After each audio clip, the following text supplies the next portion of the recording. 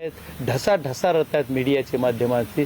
त्या धनंजयला काय वाटतं असेल, आम्हाला काय वाटलं असेल हा विषय सोडा, पण महाराष्ट्रातल्या संबंध जनतेलाही पुढं तीळ पडतोय हृदयाला, एवढी कृत्य त्यांनी केलेलं आहे. याचा अंदाज आम्हाला पण पहिल्या दिवसापासूनच होता. मी ज्या दिवशी ही घटना घडली त्याच्या अगदी 1 तासाच्या आत माध्यमाशी येऊन बोललेले की क्रूर पद्धतीनं टॉर्चर करू मारलेले, आणि याचा मास्टर माइंड समोर आला पाहिजे. तर मास्टर माइंड समोर आला पाहिजे तर म्हणण्याचं कारण हे काय करू शकतात लोक आणि कशा प्रवृत्तीचे हे सर्वजण आहेत त्याचा अंदाज मला होता, आणि याचा मास्टर माइंड कोण आहे ह्याचाही अंदाज होता, म्हणूनच मी बोलत होतो. पण या सर्व प्रकरणामध्ये हे आमची एकच मागणी आहे की या सर्वांना, ज्यांनी मर्डर केलाय, ज्यांनी किडनॅपिंग केलंय, ज्यांनी त्यांना मदत केली, गाडी पुरवली, पैसा पुरवला, काय पुरवलं, कुठं ब्लँकेट पुरवले, CIDमध्ये धनंजयला सुद्धा कोणी दाब दिला, ज्यांनी आवादा कंपनीचे इथं जे 6 तारखेला झालं त्या दिवशी बाहेर होते, ज्यांनी शासनामधून कोणी फोन केले असतील, जे ती जे आता जेलरचं वेगवेगळाच विषय येतोय, परत CID कस्टडीमध्ये असताना ज्यांनी मदत केली, ज्या पोलीस यंत्रणा आमचं सर्व गाव कुटुंबाच्या सगळ्यांच्या मदतीसाठी म्हणा गाव उपोषणाला ह्याला रोडवर बसलं पहिल्या दिवशी, त्या दिवशी सुद्धा काही पोलीसच्या इथं ड्युट्या नसताना पोलीसचे काही लोक येऊन अधिकारी इथं बाजूनं बघत होते सिव्हिल ड्रेसवर, त्यांचे फुटेज पण आमच्याकडे आहेत किंवा त्याचा पुरावा पण आहे.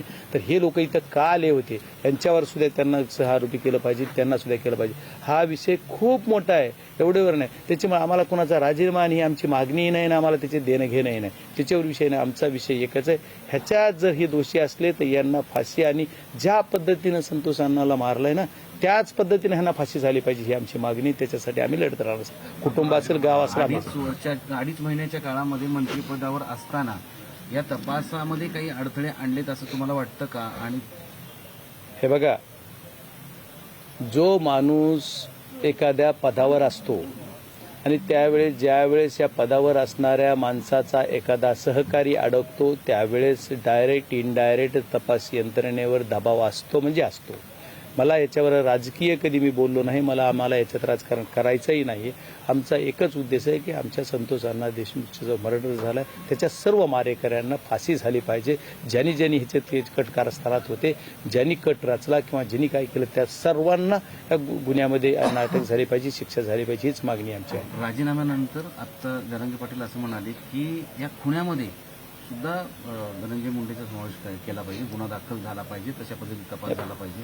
हे बघा, आदरणीय मनोजदादा जरांगे हे समाजासाठी अहोरात्र त्यांना स्वतःला वाहून घेतलेलं व्यक्तिमत्व आहे. ते समाजासाठी लढतायत, त्यांचं समाजासाठी खूप मोठं योगदान आहे. ते बोलताना सगळं गोष्टी विचार करून बोलतात, विचारानं बोलतात. त्याच्यामुळे त्यांनी जी प्रतिक्रिया दिली ह्या प्रतिक्रिया त्यांनी पूर्ण काळजीपूर्वक दिलेली असणार. त्याच्यामुळे त्यांना तसं वाटत, त्याच्यामुळे ते बोलले असेल तर ते जे असेल तर ते यायलाच पाहिजे. खासदार म्हणून तुमची याबद्दलची भूमिका काय असेल? खासदार म्हणून बीड जिल्ह्याचा खासदार म्हणून, या कुटुंबाचा एक कर्ता प्रमुख म्हणून, गावाचा मी एक कर्ता म्हणून माझी एकच अशी मागणी असेल की या मारेकऱ्यांना फाशी, आणि इथं जे काही लोक समजा ज्यांनी मदत केली त्यांना सर्वांना शिक्षा आणि त्यांना फाशी, त्यांना अशाच पद्धतीनं मारलं पाहिजे असं माझं मत आहे.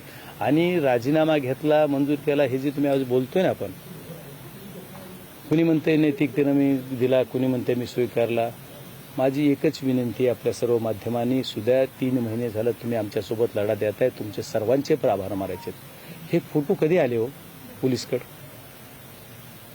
2.5 महिन्यापूर्वी घटना घडली, त्याच्यानंतर लागलीच आले. त्याच्यात ज्या पोलीस यंत्रणा याच्यामध्ये होतेच, पोलिसाचं स्टेटमेंट धनंजयनं मग केलं, पोलीस नसते तर असं झालं नसतं. या पोलीस यंत्रणेचा सुद्धा ह्याच्यात सहभाग इनडायरेक्टली आहे. त्याच्यामुळे ही फोटो जर 2.5 महिन्यापूर्वी आलेत तर महाराष्ट्रातल्या जनतेला का सांगितलं नाही? मग जर फोटो त्याच वेळेस आले असते तर त्याच वेळेस नैतिकता नव्हती का 2.5 महिन्यापूर्वी?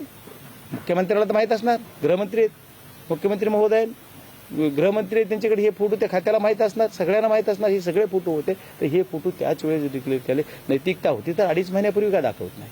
आणि नाही तुम्हाला घ्यायचाच होता त्यावेळेस का घेतला नाही? पण आम्हाला ह्या राजीनाम्यावर यायचंच नाही. राजीनामा झाल्यानं नाही झाल्यानं आम्हाला काही फरक पडत नाही. आम्हाला याच्यात तुम्ही सामील आहात तर तुम्हाला याच्यात आलंच पाहिजे आणि तुम्हाला याच्यात घेतलं पाहिजे असं आमचं मत आहे. जर याच्यामध्ये इनडायरेक्टली यांचा समज असेल तरी सुद्धा याच्यात ही अट झाली. तुम्ही हे फोटो कधी पाहिले आणि फोटो पाहिल्यानंतर काय तेच विषय माझी माध्यमाला हात जोडून विनंती आहे. आज मी कुटुंबासोबत आहे. मी तर आज तुम्हाला सर्व माध्यमाला पण सकाळी 7 वाजल्यापासून बोलतो की आजच्या दिवस तरी तुम्ही देशमुख कुटुंबाची कोणाची प्रति घ्यायला जाऊ नका. हे फोटो मी बघितलेले काल, आणि काल बघितल्याच्या नंतर काय वाटलं असेल हा विषय म्हणजे शब्दात वर्णन करू शकत नाही, याच्या पलीकडचे आहेत.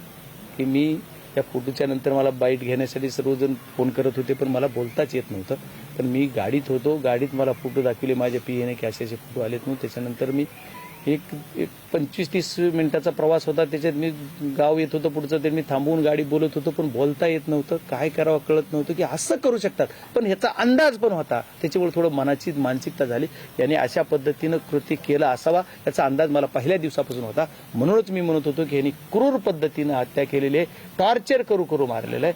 आणि या सर्व घटनेचा पुरावाच आज काल तुमच्या समोर आला आहे. आणि बघा, मला काय वाटलं असेल, मला ठीक आहे, मी आणखी थोडं ह्याला काय वाटलं असेल, हे मुलीला काय वाटलं असेल, आमच्या त्या बहिणीला काय वाटलं असेल, पण ह्यांचंही जाऊ दे, त्या आईला काय वाटलं असेल याचा प्रश्न जर या सगळ्या राजकीय मंडळींनी ज्यांनी एवढा डिले करतायत आणि या सगळ्या गोष्टी करतायत ना, यांना विचारला पाहिजे की तुम्हाला काही आहे का हृदय यार, की तुम्ही काय करताय. हे सर्वात महत्वाचं. बाबा, तुम्ही राजीनाम्याबद्दल फार बोलायचं नाही म्हणताय, पण एक गोष्ट नक्की सांगताय की ही घटना घडली त्याच वेळेस, म्हणजे 15 दिवसामध्ये, महिन्याभरामध्ये पोलिसांकडे फोटो होते. तर मग कुणी ते फोटो दडवले? ते फोटो प्रमुखांना माहित होते तर का त्यांनी लोकांना सांगितले? हो, मी हेच प्रश्न तुमच्या माध्यमातून सर्व मी महाराष्ट्राला विचारतोय, मग या सगळ्या राजकर्त्याला विचारतो की हे दडवले कुणी?